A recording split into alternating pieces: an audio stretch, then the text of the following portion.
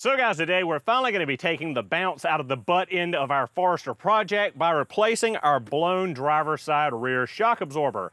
Now we're not going to just replace it, we're going to replace as a pair the passenger side as well. We got our Subaru genuine shock absorbers here, and we've got the back end of the car jacked up and properly supported on jack stands.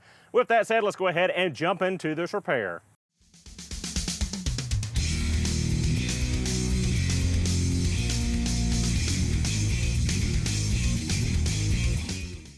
So guys, as you see here, we do have confirmed a blown out shock absorber on the rear of the driver's side. We noted this in our post-purchase inspection video.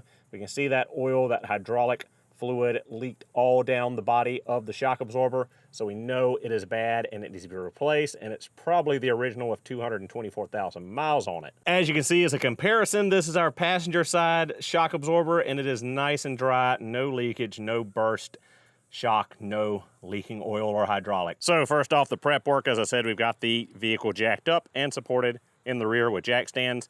We have removed our cargo mat.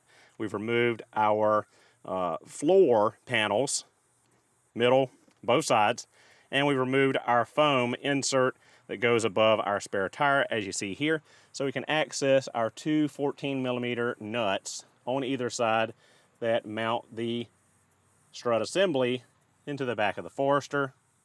We've got our Subaru genuine shock absorbers here. They are part number 20365SG001. All right guys, to start off, we'll remove our rear wheels.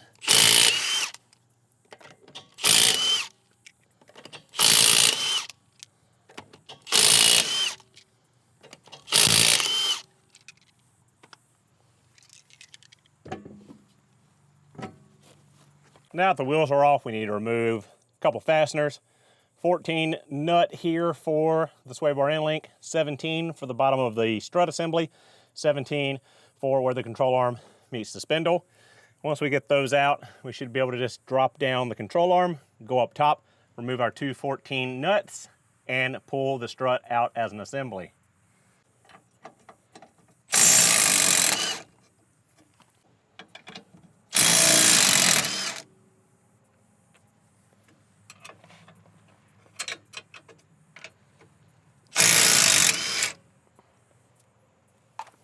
Well, since this bolt doesn't want to play fair and doesn't want to come out, we'll just take the whole daggone control arm off.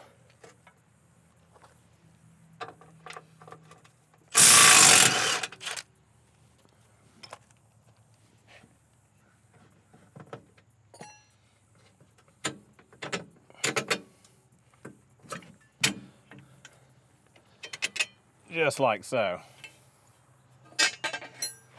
All right, now we can take our top mounts, our top mounting nuts off.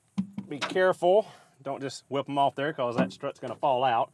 So reach underneath and grab it before you take that last nut completely off of there. All right, now that we got our strut assemblies out, we can see just how badly that driver's side was leaking.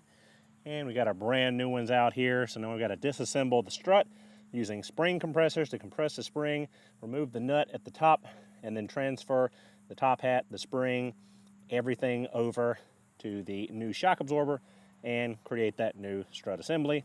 Guys, use a spring compressor. Be careful with the spring compressor. They're deadly, they're dangerous, they can really hurt you, but don't do what I do. Do as I say, not as I do. I'm gonna put my foot on top of the spring, impact that nut off, and shoot that thing out. Well, that one's gonna shoot. That one, not so much, but yeah.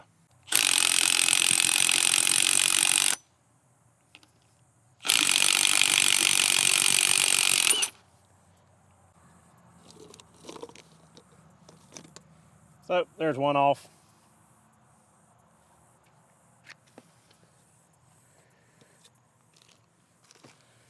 And transfer over our bump stop.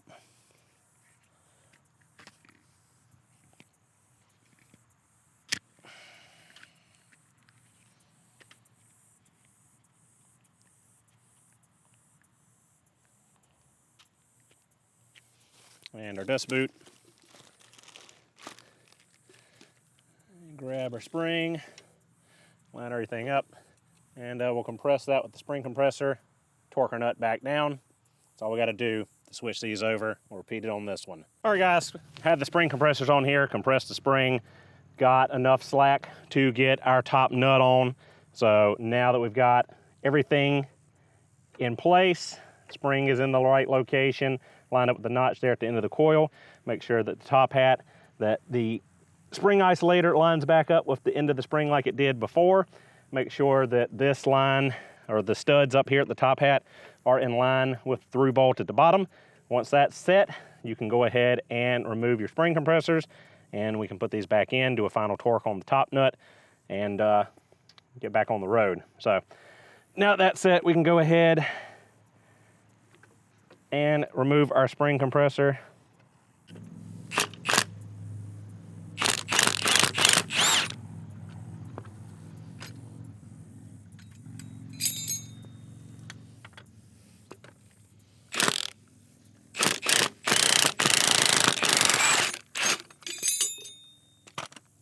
And we've got a fully assembled strut assembly. Now what we got to do is compress this spring and assemble this one. All right, now that we got our struts assembled, we need to torque our top nut to 25 Newton meters. Now, to fully tighten this thing up, you don't want to put an impact on it. You don't want to just go at it with a socket. You don't want to spin this inner piece. There's a, I believe it's a 5mm hex slot in here.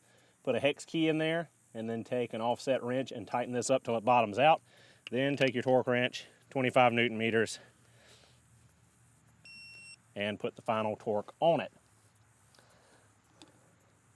Once that is done, we can go through and put them back into the car. Just like so. All right, so we're gonna put our new strut assembly up in here.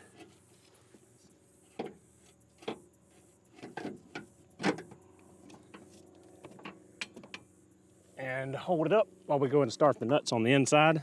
All right, once we get the top hats back in, we want to tighten down our nuts, but we're not gonna do our final torque yet until the weight of the vehicle is on everything on the suspension. All right, guys, now that we got the top of our strut in, we can go ahead and start reassembling the lower control arm.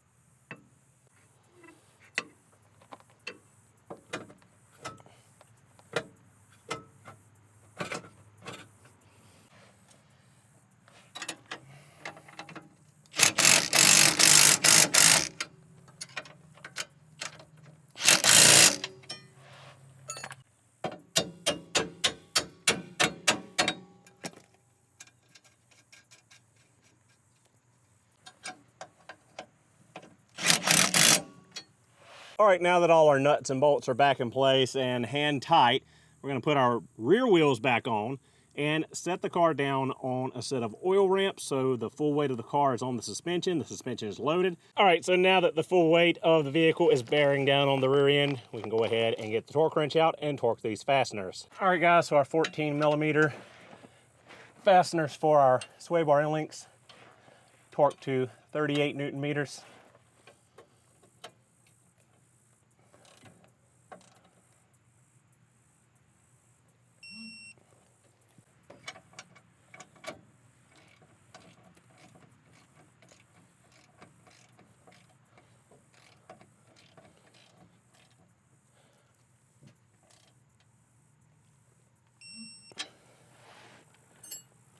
We'll then bump up to 80 Newton meters for our 17s on the outboard ends.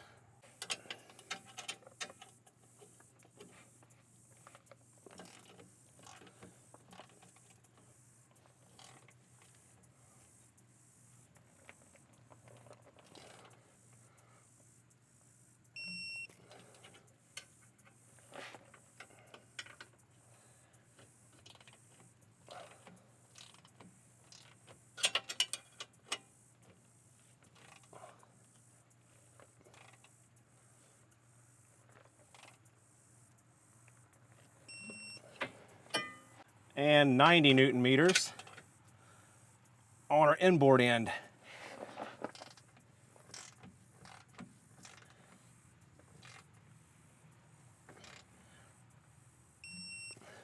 Repeat on the other side. We're all good to get in and torque our top hat nuts. So a little bit of information / warning for you guys. Every single one of these fasteners that we have touched today are lock nuts, and they are a one-time use only. Subaru says to discard and replace them when you take them loose, because at the top they've got kind of a pinched in area that keeps them locked on where they won't back off. But as you see, I'm not replacing them. We're just going to use a little bit of blue Loctite, a little medium strength Loctite, to get the job done. Applied it to the fasteners down below as well before final torque on those. And final torque on these up here are 30 Newton meters.